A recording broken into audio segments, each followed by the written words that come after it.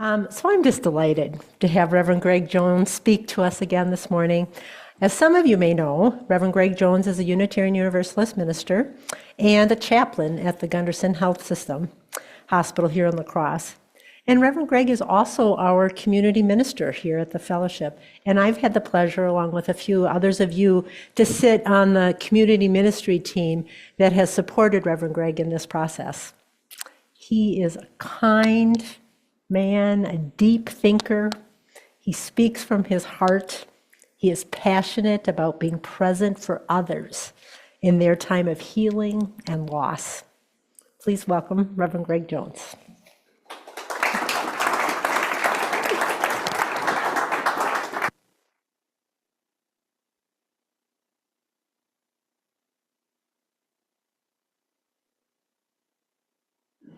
How's that? All right. Might be a little too loud. To me, it feels that way, but okay. All right. It is really nice to be back with you all this morning. I was thinking as we were playing or hearing Stand By Me that my first time speaking here, which was back in October of 3 years ago is, that was, the talk was about vulnerability and using the text from Leonard Cohen about, there's a crack in everything. That's how the light gets in. And the music of Stand By Me, we did a video of it though, but still that became an important part of that service, which was full of joy and really memorable for me. I have to do this with my left hand because I do with my right hand. I'm going to soak the microphone in the glass. So it's another example of sort of punting. I am going to speak this morning a little bit about what goes on in my practice at the hospital. And I will say right up front that the presence of physicians in this fellowship sometimes gets intimidating for me. So I just want you to know that.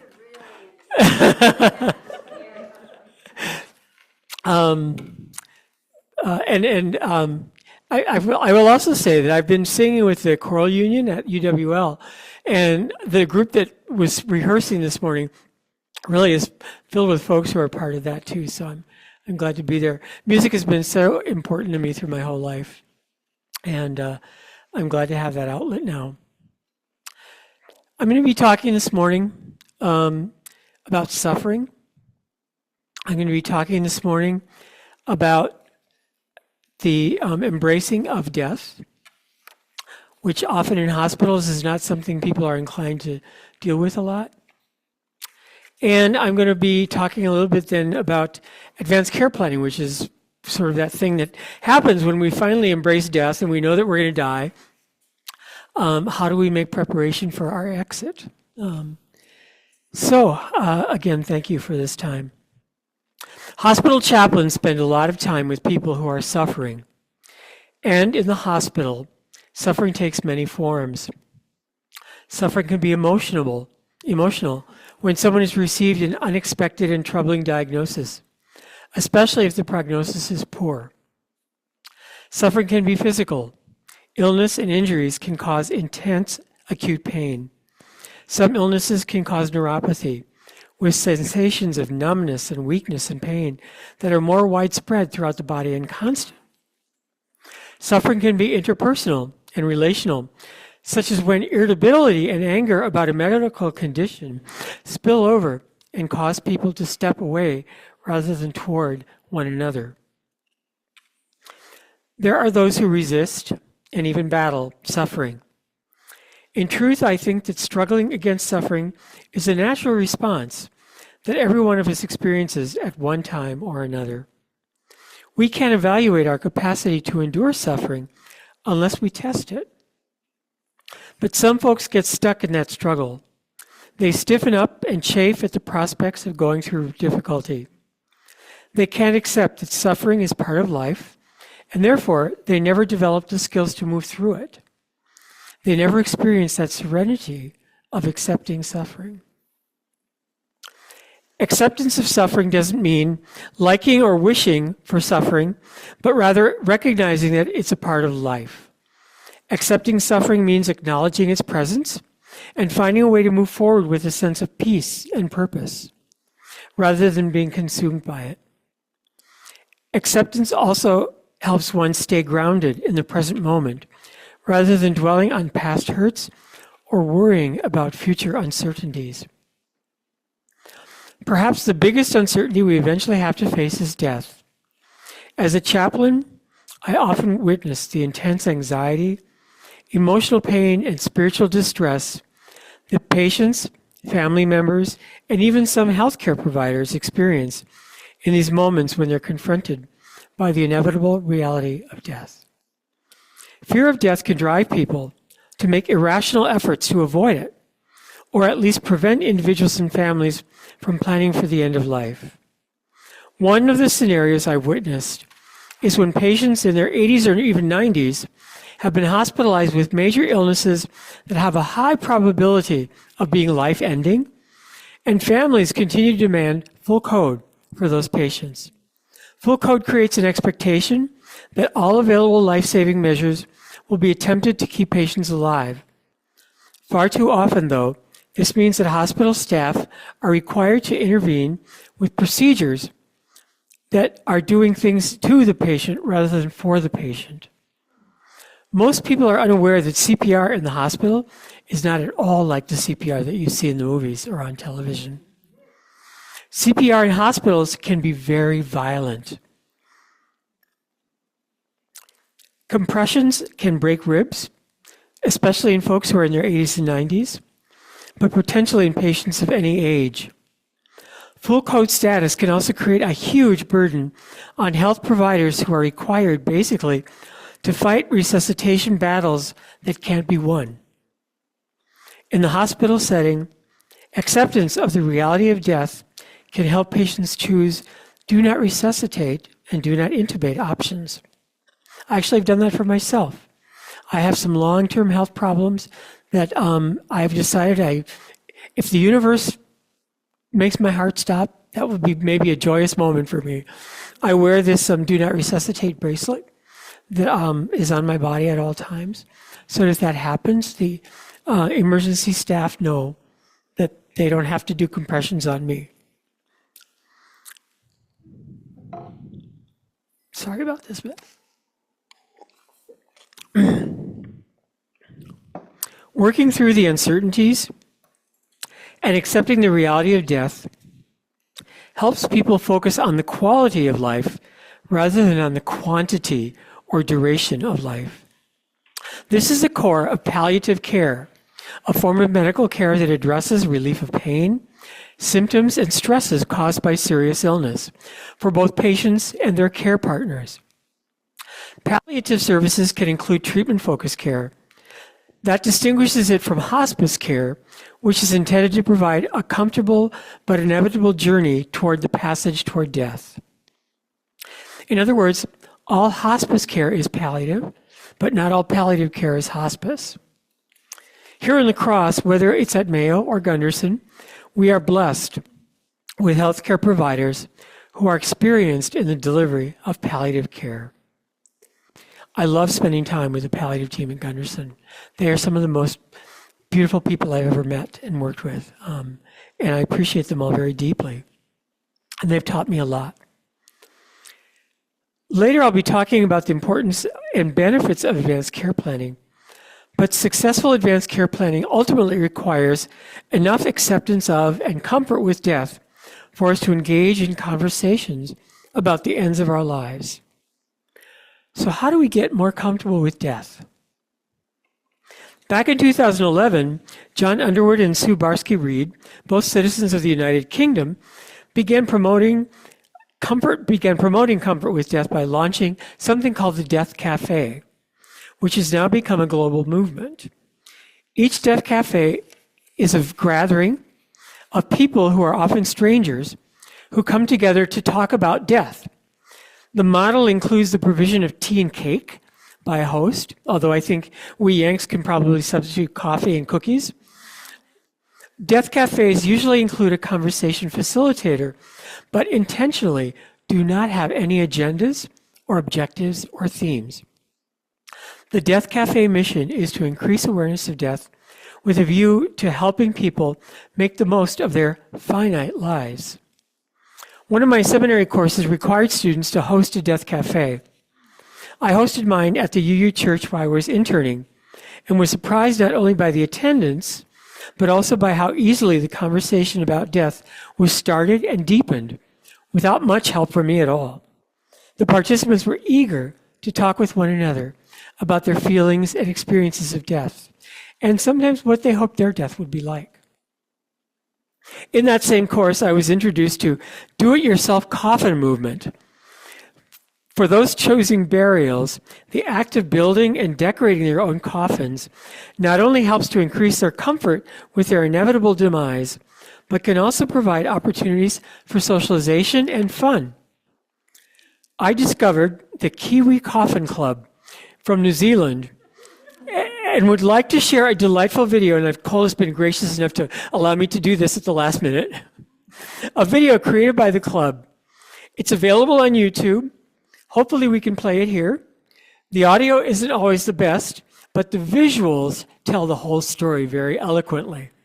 And now I'd like you to watch the video from the Kiwi Coffin Club in New Zealand. And this is all about demystifying death and helping us be comfortable with it and embracing it. It's part of life.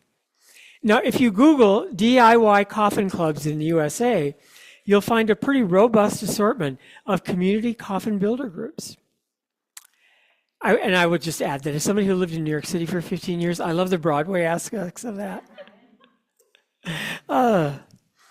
A big part of preparations for our death is the selection of the way our bodies will be cared for after death. While embalming bodies dates back thousands of years, think about Egyptian mummies, the practice of chemical embalming is somewhat more recent. In her 2015 book, Greening Death, Suzanne Kelly traces the origins of chemical embalming in the U.S. to the Civil War. She links the practice of formaldehyde embalming to the desires of both Northern and Southern families to have the bodies of their loved ones returned to their home communities. Kelly includes a review of the environmental impact of the toxic chemicals that can leach down into the soil and even into the groundwater. For a long time, I held the view that cremation was the best alternative to traditional burial. And then I learned how big the carbon footprint of cremation really is. Some sources estimate that cremation releases as much carbon dioxide as a 300-mile auto trip. In 2024, Minnesota, my home state, became the 11th state to permit a range of green burial options, including human composting.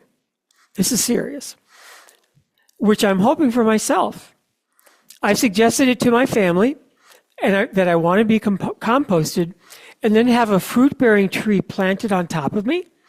I'm warmed by the thought that my molecules and my atoms will flow into the apples or the plums or the cherries to become life-giving foods for birds, squirrels, bees, and more. I've actually in my family, I've talked about the idea that my atoms and molecules will continue on is sort of how I make peace with the Christian notion of eternal life. The conservation of information and energy. So, advanced care planning. In his book, Being Mortal, with the subtitle Medicine and What Matters in the End, Atul Gawande dedicates 3 pages to the advanced directive services provided by Gundersen here in La Crosse. While I think he had a few statistics wrong, he was very generous in his praise. His overview of Gundersen's commitment to advanced care planning is spot on, as they say.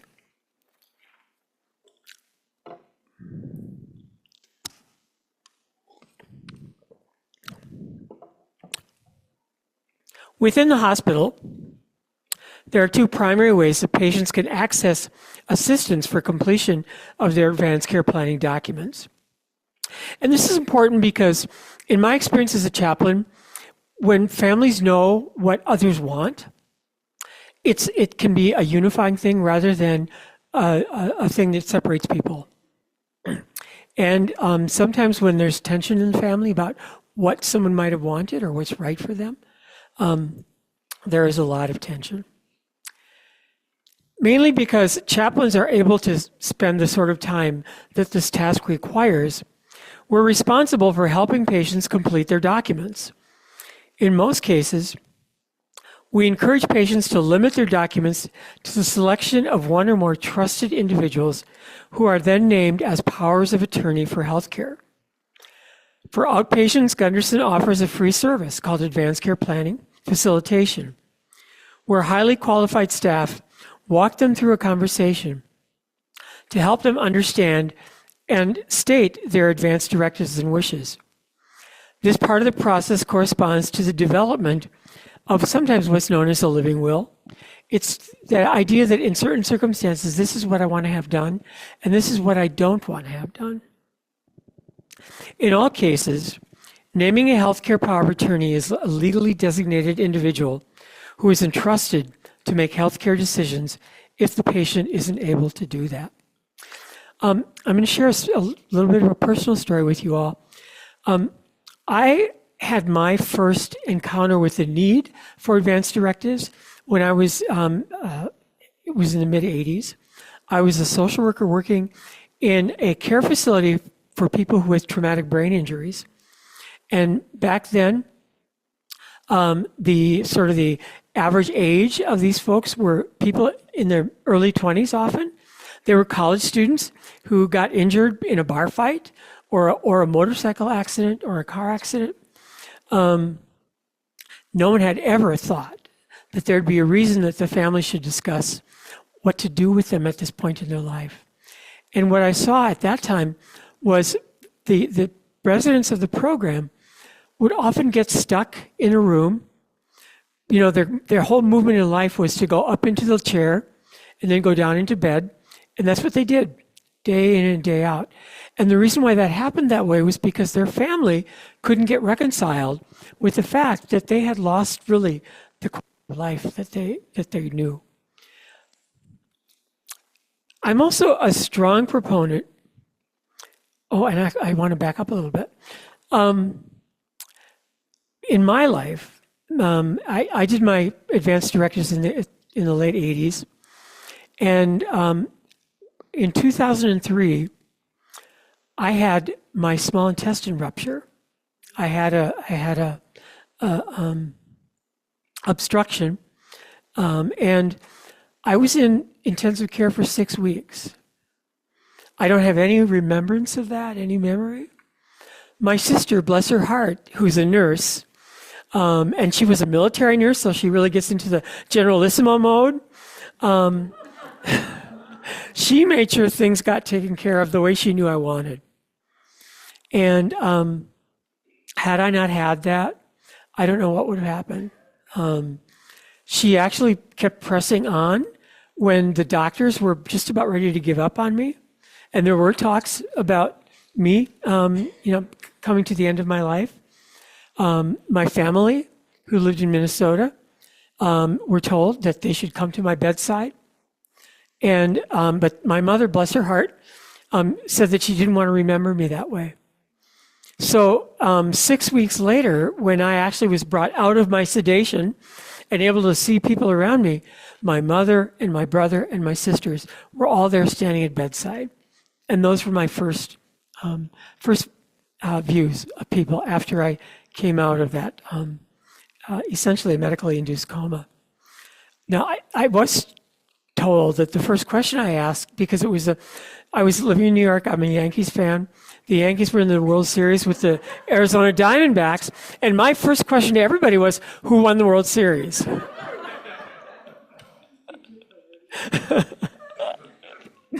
And I was disappointed to hear that the Yankees lost.